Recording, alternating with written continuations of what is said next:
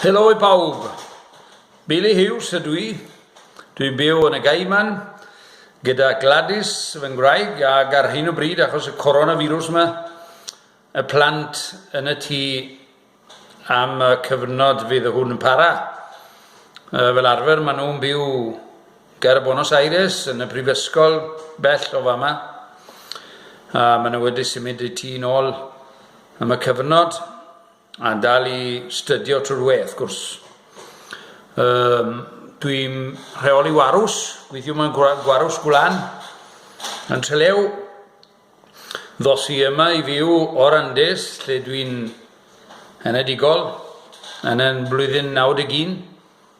A cwrdd â Gladys, a priodi, y sefydlu yn y Gaiman, a magu plant yno.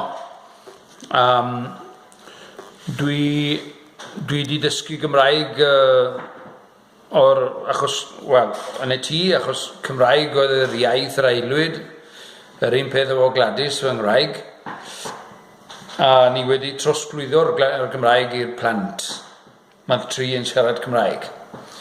Felly, ni yma o hyd, cofiwch.